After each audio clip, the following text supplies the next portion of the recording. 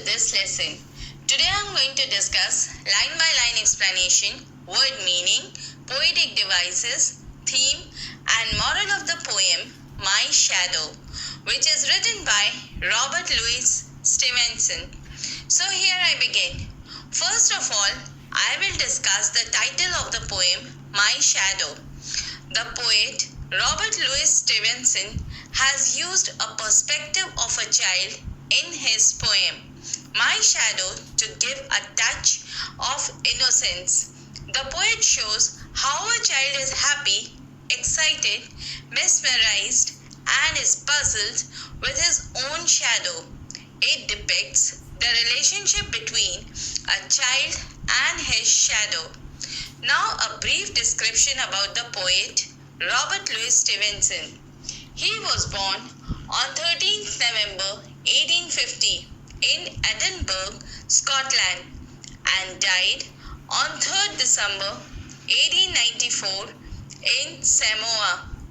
He was a Scottish novelist and a travel writer. He always loved writing. He has written a variety of essays and short stories, which was published in magazines. He established his name in the literary world with the publication of Treasure Island in 1883 and Kidnapped in 1886. Now, a brief description about the poem My Shadow.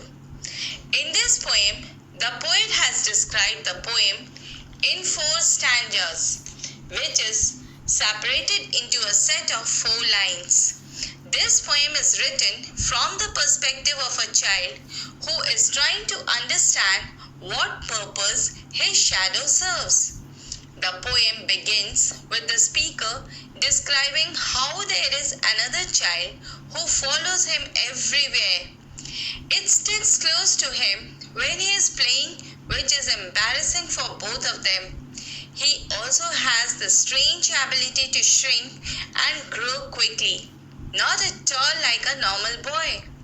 The child's innocence and honest inquiry into the nature of his world is endearing and takes an adult reader back to a time before everything was made so much clearer through science, as the child does not understand the shadow and how it functions.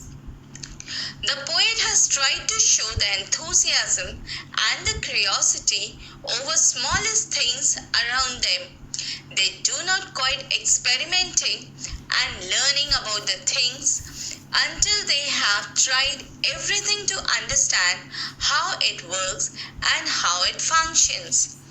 Now the first stanza and the lines are, I have a little shadow that goes in and out with me, and what can be the use of him is more than I can see. He is very, very like me from the heels up to the head, and I see him jump before me when I jump into my bed. Now the word meanings. Little means small in size. Shadow means a darkened shape on a surface that falls behind somebody or something, blocking light. Heels up to the head refers to shadow, that the shadow is much like him at every part of the body. It is identical to him in every possible way. Now the explanation of the first stanza. In the first stanza, the poet says that the boy is fascinated with his shadow, when my shadow is a representative of joy and is very keen to observe it.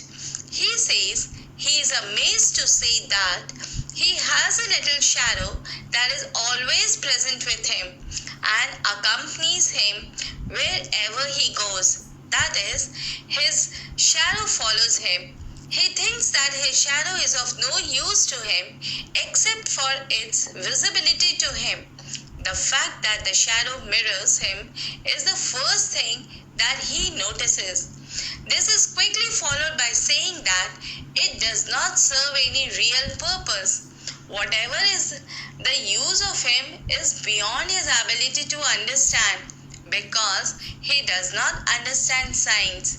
The line, "He is very, very like me from the heels up to the head," means that the child is fascinated that the shadow is connected to him from the heels and then grows towards the head. The boy is excited to see how it is always ahead of him and jumps in the bed before he does.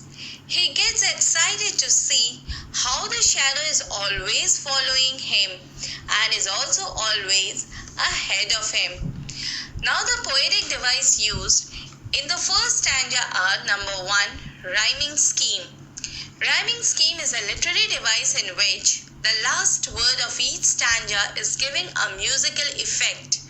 This stanza follows the rhyming scheme of AA, BB, and the words from the stanza are me, see, head, and bed.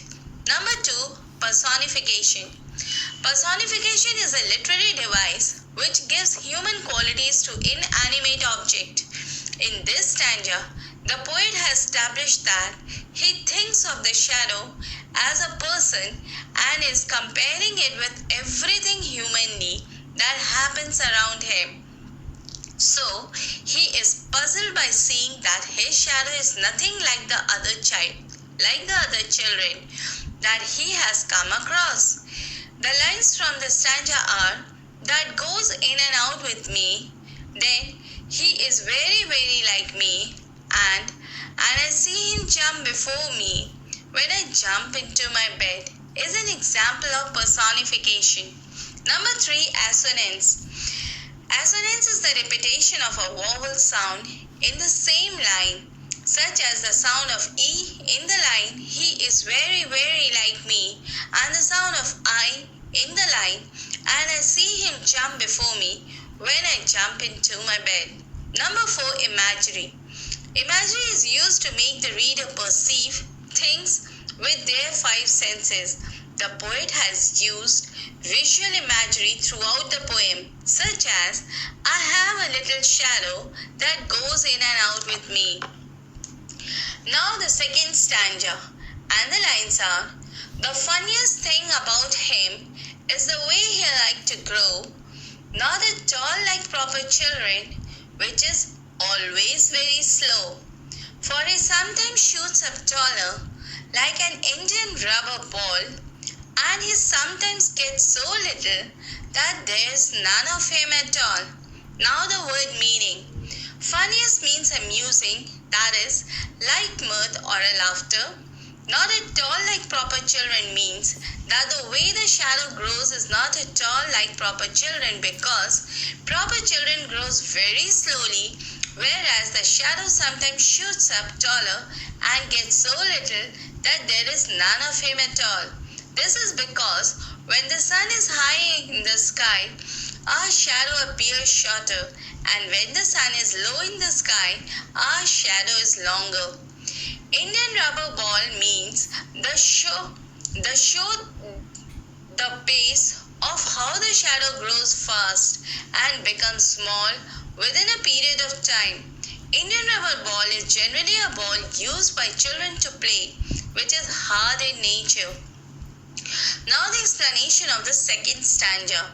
In this stanza, the poet says that the boy is in a full of fantasy and wonders how abnormally the shadow grows, which he had never seen before.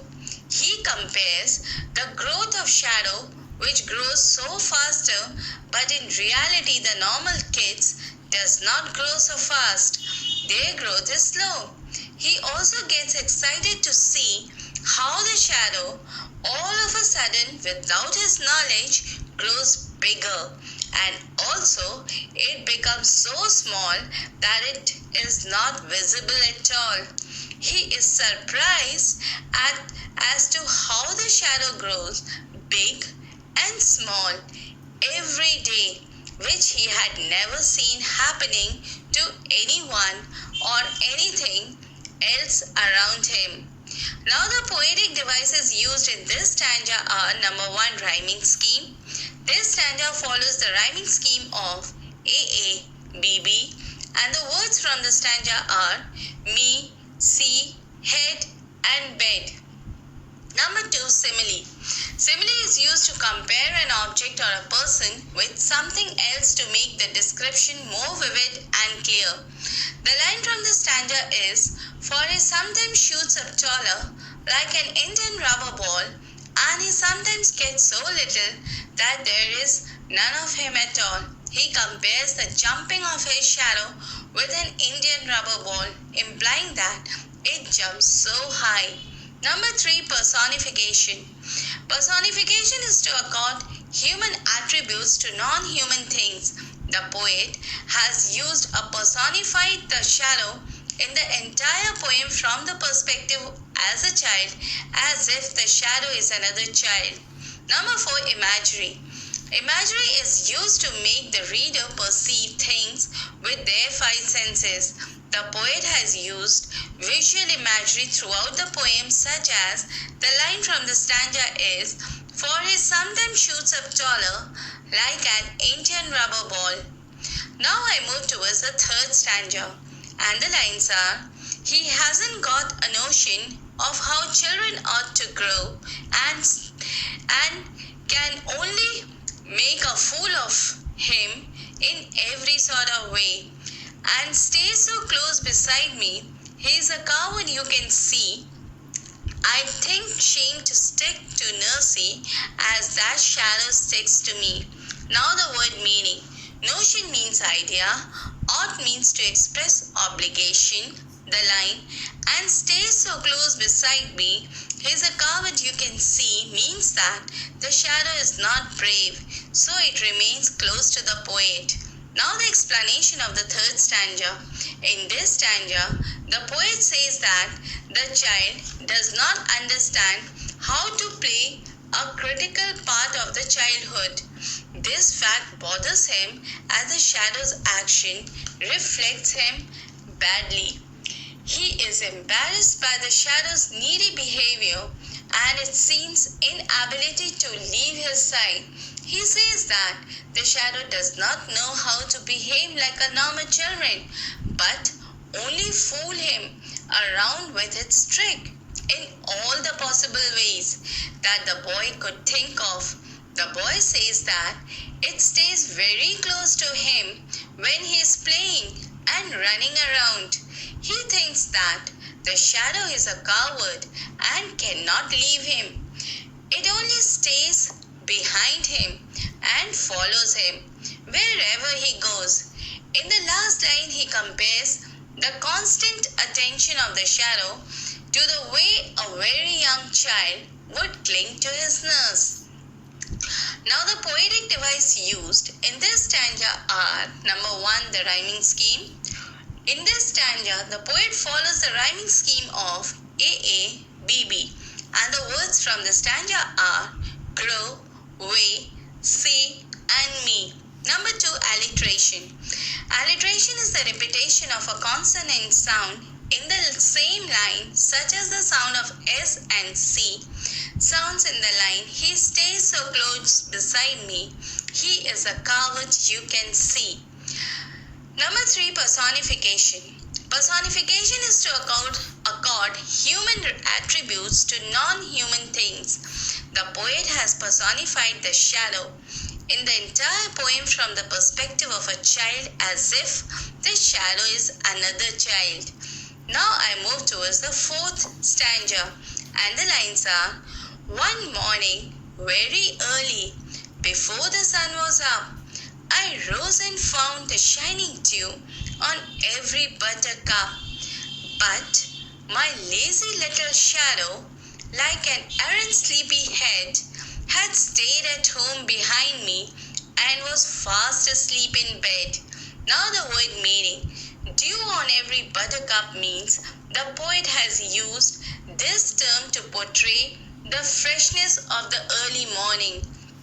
This also marks the time when the sun is only now rising in the horizon, and there is dew everywhere on leaves and on grasses. Errant means being notorious, without moderation or absolute. Now the explanation of the fourth stanza. In this stanza, the poet now describes a moment when the boy got up from his bed in the early morning before the sunrise. When he woke up, he saw the beautiful water droplets, that is the dew, shining on every leaves and grass. The sun was only in the horizon, and there was not much light around him, and he could not see his shadow. The poem portrays the excitement of the boy to see that for the first time his shadow was not following him, and he says that his shadow was a bit lazy and stayed behind at home. While he was enjoying the sunrise, his shadow stayed at his bed. It also means that when the child went in the bed, his shadow went in with him. But when he got out of it in the morning, his shadow didn't come along but kept on sleeping till the sun arose. Now the literary device used in this stanza are: number 1, the rhyming scheme. This stanza follows the rhyming scheme of AABB, and the words from the stanza are up, cup, head and bed. Number 2, imagery. Imagery is used to make the readers perceive things with their 5 senses.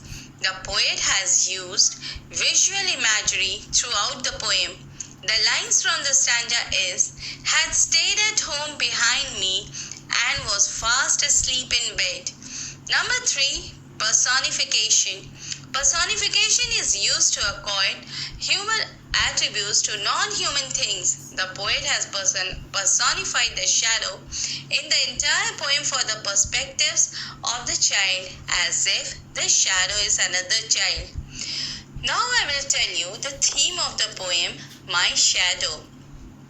The major theme of the poem is curiosity, surprise, and experimenting. The poem comprises the merriment of a child who is delighted, mesmerized, and puzzled with his own shadow. He explains in detail how his shadow accompanies him. This description gives us a clue to the curious nature of the child who keeps an eye on his surroundings. Now the moral of the poem. The moral of the poem is that for a child there is nothing like science and logic, but has fantasy and imagination. He sees things around him and understands in a different way than we adults do. The child in this poem assumes that his shadow is his friend and tries to differentiate it with other friends. These differences in shadow makes him different from the rest of the people he has met and came across. As it is rightly said that the innocence of children is what makes them stand out as a shining example to the rest of the mankind. So with these words, I end this lesson. Hope it will be beneficial for you in your study. Thank you for watching this video.